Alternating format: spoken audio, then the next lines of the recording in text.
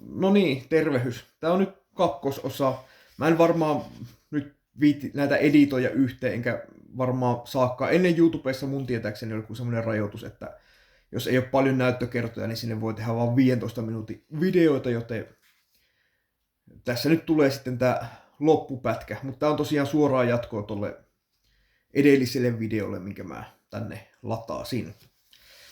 Ja tosiaan edelleen käsitellään tätä Halla-ahon elämänkertaa. Ja tosiaan mä nyt edellisellä videolla kerroin, että miksi mä tommosen kirjan ostin. Ja myöskin vähän, että kävin läpi Halla-ahon tähän astista elämää ja poliittista uraa, mistä tämä kirja siis kertoo, että mä tavallaan, se oli ehkä semmoinen enemmän tämän kirjan esittely, mutta sitten näiden otsikkoon kirja-arvostelu, niin tämä nyt ehkä sitten on enemmän sitä kirja-arvostelua, tämä kakkososa.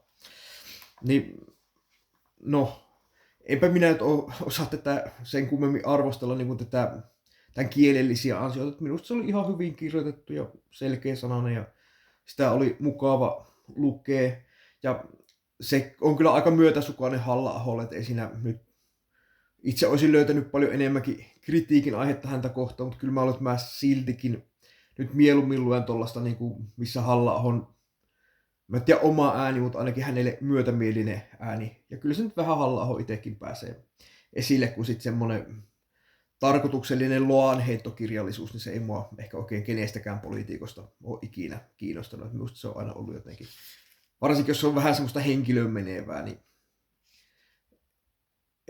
ei ole minusta vaan kiinnostava kirjallisuuden laji. Kai sitäkin jotkut lukee. Ja Halla-ahosta on tehty kyllä yksi tämmöinen elämänkerrallinen teos aikaisemminkin, mitä Halla-aho ei sitä itse pitänyt. Ja sitä en ole lukenut, että olisiko se sitten minusta hyvä, mutta vähän se kuulosti siltä, että ei se mua sitten kiinnostanutkaan. Ja tässä kirjassa kun Halla-ahon puheenjohtaja aikanahan oli tämä, että tämä PS-nuoret niin lakkautettiin ja perussuomalaiset perusti uuden nuorisojärjestö, mikä oli tämmöinen, muista, onko se sen nimi nyt perussuomalainen nuoriso, ja siihen jäseneksi jos haluaa siihen päästä jäseneksi, niin pitää olla myös perussuomalaisten puolueen jäsen. Ja sillä tavalla se on enemmän puolueen kontrollissa oleva nuorisojärjestö kuin tämä entinen PS-nuoret. Ja minusta tuossa kirjassa sitä käsiteltiin tietysti aika yksipuolisesti Halla-ahon näkökannalta, ja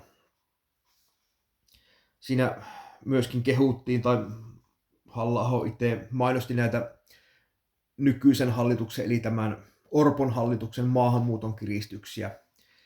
Ihan samalla tavalla kuin silloin Sipilän hallituksen aikaan, niin persut, mä muistan, että meillekin annettiin joku semmoinen lista, missä mainostettiin kaikkia perussuomalaisten tekemiä maahanmuuttopolitiikan kiristyksiä. Mutta siitä huolimatta fakta on se, että silloin tuli turvapaikanhakijoita Suomeen enemmän kuin koskaan.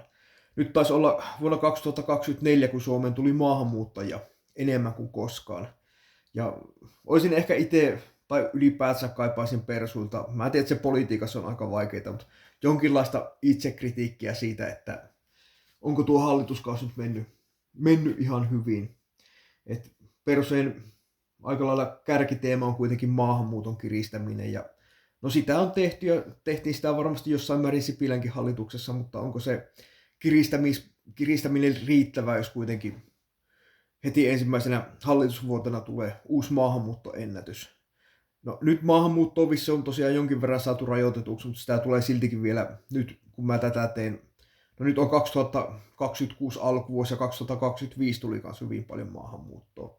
Et se ei ole enää niin paljon sellaista turvapaikkamaahanmuuttoa kuin se oli silloin 2015, vaan se on nykyään sitten esimerkiksi opiskelupaikan perässä monet tulee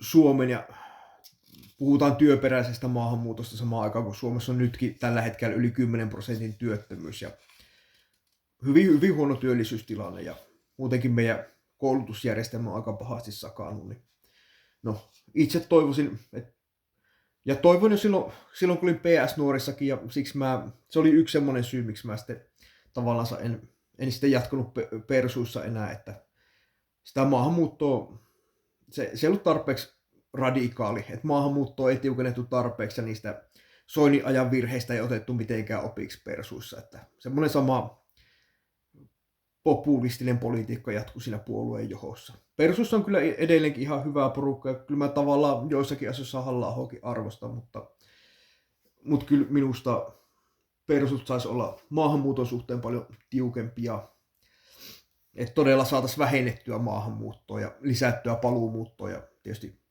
rikollisten kohdalla ihan pakollisia karkotuksiakin pitäisi olla, ja muissakin semmoisissa tapauksissa, kun se on aiheellista, mutta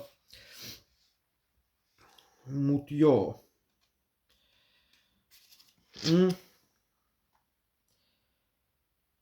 Oliko mulla tässä vielä jotain muuta? Niin sitten tietysti se, että silloin 2015-2017